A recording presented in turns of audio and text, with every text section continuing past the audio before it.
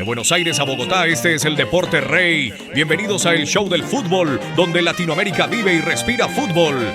Y estamos en marcha. Bueno, vamos a desempacar esto. Porque, a ver, imaginemos por un segundo viajar en el tiempo unos 10 años atrás. 10 años, ok. Sí, y decirle a un fanático del fútbol sudamericano dos cosas muy puntuales. Primero, que un jugador militante en la Liga Doméstica brasileña le iba a arrebatar el premio al mejor jugador de América al mismísimo Lionel Messi. ¡Qué locura! Y segundo, que la selección de Brasil sería humillada con un 4-1 en su propia casa, desatando una crisis de identidad sin precedentes. O sea, estoy seguro de que ese fanático había pensado que es una locura absoluta, ¿no? Totalmente. Te habrían tildado de loco. Es que esa predictibilidad histórica nos daba cierta tranquilidad. La jerarquía del fútbol mundial parecía, digamos, tallada en piedra, con Europa como el destino final absoluto y Sudamérica simplemente como esta fábrica inagotable de talento. Una fábrica que exportaba y ya. Exacto, que exportaba sus mejores piezas. Pero lo que revelan las fuentes que revisamos para la exploración de hoy demuestra que esa piedra se ha agrietado por completo. O sea, estamos viendo cómo las dinámicas de poder tradicionales se están invirtiendo frente a nuestros ojos. Sí, y por eso tenemos que desglosar esto paso a paso. Para dar contexto, estamos en abril de 2026. Faltan apenas un par de meses para que el balón ruede oficialmente en la Copa del Mundo en junio. Ya no falta nada. Nada. Estamos a la vuelta de la esquina. Y bueno, la exploración de hoy se basa en una montaña de fuentes.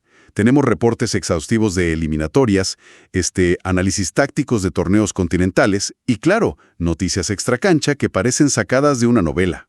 De ficción, sí, algunas son increíbles. Sí, entonces nuestra misión en este análisis a fondo es entender exactamente qué está pasando en el ecosistema del fútbol latinoamericano.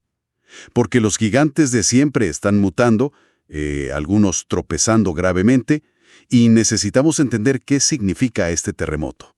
Y para entender la magnitud de este terremoto, yo estoy convencida de que no hay mejor punto de partida que observar a los dos grandes epicentros históricos. Si miramos a Argentina y a Brasil hoy, no solo que habitan en realidades opuestas, es que parecen de planetas distintos. Exactamente. Están gestionando el peso de su propia historia de formas diametralmente distintas de cara al Mundial. Y a ver, no se trata únicamente de los puntos en la tabla. Es un tema de la salud estructural de cada proyecto. Claro. El contraste es lo que a mí personalmente me deja perplejo. Miremos a Argentina primero. O sea, se convirtieron en el primer equipo sudamericano en sellar oficialmente su boleto para el Mundial. Un trámite para ellos. Literalmente un trámite. Lionel Messi y todo su escuadrón ya están pensando en ese partido inaugural del 16 de junio. Y leyendo los reportes tácticos, Argentina es como un reloj suizo de altísima gama. Me gusta esa analogía. Es que no hay piezas de sobra, ¿sabes? No hay movimientos erráticos. Todo engrana por pura mecánica funcional. Hay una paz institucional que rara vez se ve de este lado del mundo. Y esa es la clave. La mecánica funcional que viene de la confianza. Cuando un equipo logra ese nivel de consagración que Argentina ya consolidó, pues se genera un escudo psicológico. Ya no juegan con esa urgencia paralizante. Ese miedo al fracaso. Exacto. Ese miedo que los asfixiaba hace 10 años, ¿te acuerdas? Juegan desde la abundancia emocional y eso permite que el sistema táctico fluya casi por inercia. Pero luego cruzamos la frontera, revisamos los expedientes de Brasil y aquí mi lógica hace cortocircuito. Si Argentina es el reloj suizo, Brasil hoy parece un auto deportivo de súper lujo al que se le cayó el motor en el carril rápido. ¡Qué desastre, sí! Las noticias son brutales. Tuvieron que despedir al entrenador, a Dorival Jr., tras una humillación histórica. Perdieron 4-1 en casa contra Argentina. Un golpe durísimo. Y como si no bastara, viajan y pierden 1-0 contra Bolivia. A pesar de esto, y es increíble, siguen en puestos de clasificación. Y ahora traen a Carlo Ancelotti para apagar el incendio. Yo te pregunto, más allá del dolor de que tu máximo rival te golee en casa, ¿es esta crisis un simple bache? ¿O hay una falla estructural profunda en su modelo? Mira, lo fascinante aquí es la carga psicológica monumental de esa derrota en casa. A ver, la identidad misma del fútbol brasileño está construida sobre el mito de la invulnerabilidad en su propio territorio, ¿no? Claro, el maracanazo fue hace mucho, se sentían intocables. Exacto. Entonces, un 4-1 contra Argentina frente a su público no es solo perder puntos en una tabla, es un trauma nacional que fractura los cimientos de su confianza. Y ahí es donde la falla estructural se hace evidente. ¿En qué sentido? Ciencia del equipo. Esa derrota les demostró que eso ya no funciona. ¿Y cómo encaja Ancelotti en esto? Porque traer a un técnico europeo, por más legendario que sea, a la selección más orgullosa de Sudamérica, suena a medida desesperada. Es que representa un choque cultural que va a ser caso de estudio, de verdad. Tienes a Carlo Ancelotti, el maestro del pragmatismo europeo y la gestión de egos, intentando rescatar a un equipo desesperado por su yoga bonito en su peor momento anímico. Son filosofías opuestas. Totalmente. El éxito de Ancelotti es orden táctico y minimizar riesgos. El jugador brasileño exige expresión individual. Entonces, Ancelotti no solo tiene que implementar tácticas, tiene que reprogramar la mente de jugadores que hoy tienen pánico de equivocarse con esa camiseta. Y esta vulnerabilidad de Brasil ha dejado un vacío de poder enorme en las eliminatorias. Y bueno, la regla del poder es que alguien lo va a ocupar. Siempre. El fútbol aborrece el vacío. Si dejas 1 milímetro en Sudamérica, te devoran. Y aquí es donde la cosa se pone realmente interesante. Empecemos con Colombia, que ya aseguró su boleto al Mundial con una solidez abrumadora. Pero donde mi cabeza explota es con Bolivia. Ah, el caso de Bolivia es fascinante. Nuestras fuentes confirman que sorprendieron a todo el continente al asegurar un puesto en el repechaje, capitalizando victorias como esa contra Brasil. Pero tengo que ser escéptico. ¿De verdad hay una evolución táctica? ¿O es el viejo truco de ahogar a los rivales en la altitud de La Paz y rogar por un rebote? Es una duda súper válida. Y es el gran debate entre analistas hoy. A ver, la altura siempre ha sido el jugador número 12 de Bolivia, ¿no? El balón vuela más rápido, falta el oxígeno. Claro, te destruye físicamente. Pero depender solo de eso ya no alcanza hoy en día. Las selecciones viajan con preparadores físicos de élite, cámaras hiperbáricas, de todo. Lo que estamos viendo con Bolivia es, de hecho, una democratización espectacular del conocimiento táctico. A ver, explícame eso de la democratización táctica. ¿Qué significa en la práctica? Significa que la información táctica ya no es exclusiva de Europa o de Argentina. Bolivia ha aprendido a ejecutar un bloque bajo. Que para quienes no somos directores técnicos eso es... Es, digamos, defender muy cerca de tu propio portero. Tienes las líneas muy juntas, reduciendo los espacios por donde el rival puede meter el balón. Antes, Bolivia intentaba presionar alto en la altitud y se desgastaban ellos mismos. Ah, claro, corrían demasiado. Exacto. Ahora entienden que si arman este bloque denso, obligan al rival a correr, a frustrarse intentando entrar y luego los liquidan con transiciones rápidas.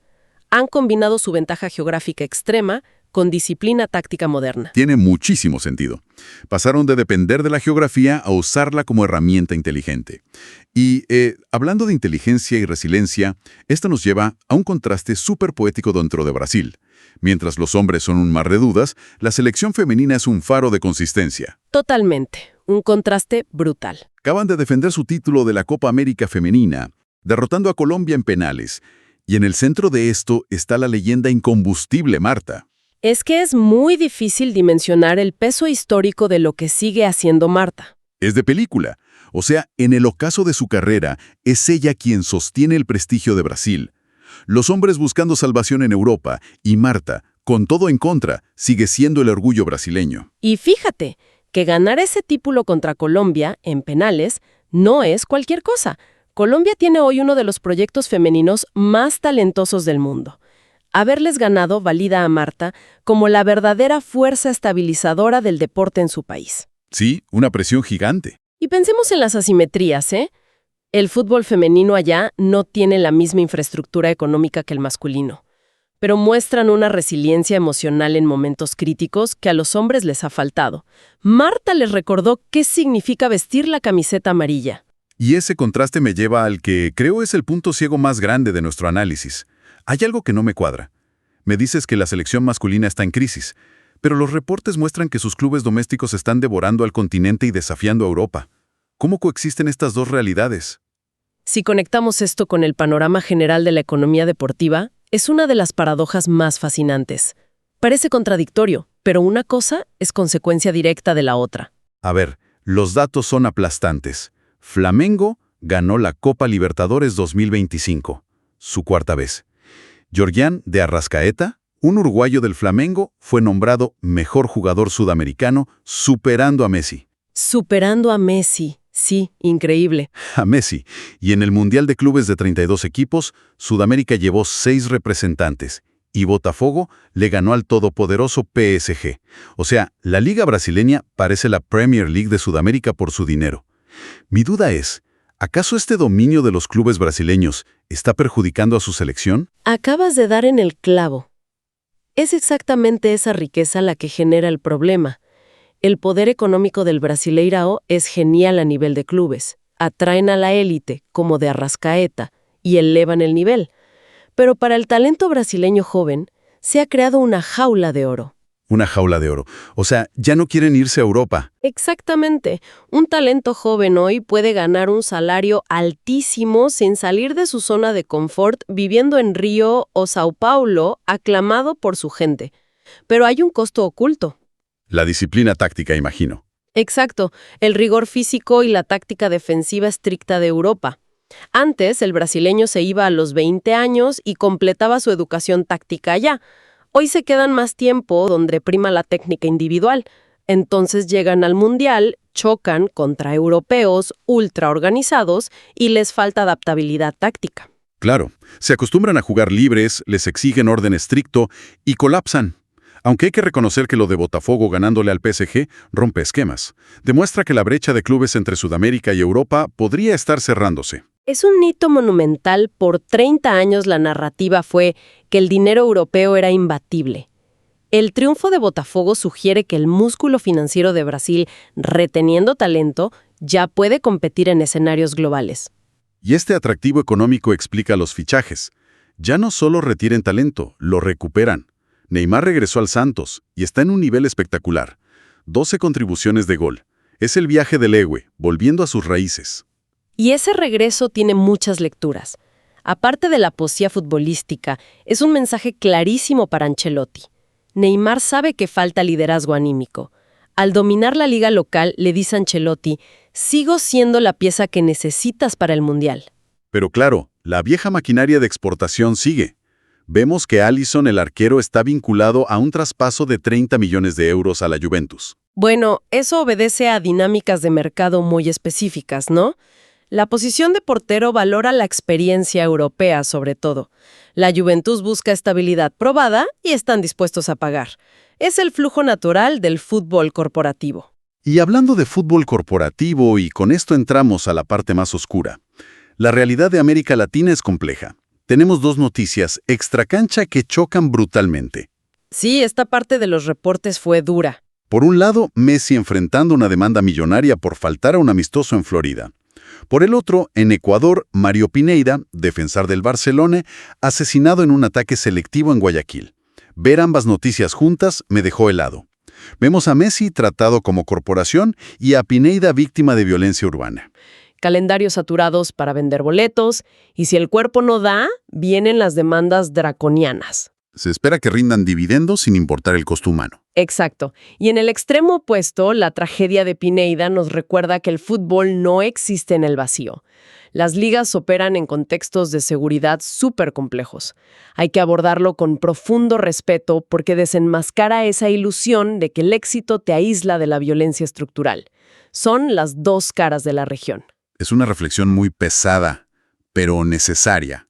El deporte es un amplificador de la sociedad, de sus triunfos y sus fallas. Y bueno, ¿qué recorrido hemos dado hoy?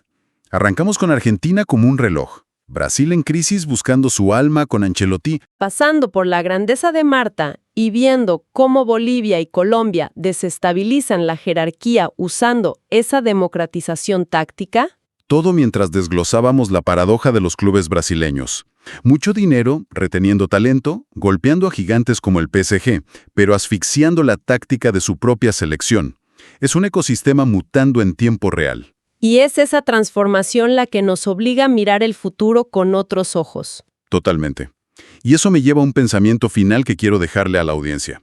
Si un talento jugando en Sudamérica gana premios sobre Messi y un club nuestro ya puede derrotar al PSG en partidos oficiales, de cara a este Mundial de 2026, ¿es posible que el talento finalmente esté dejando de ver a Europa como el único destino final válido? Es un cuestionamiento que sacude el mercado.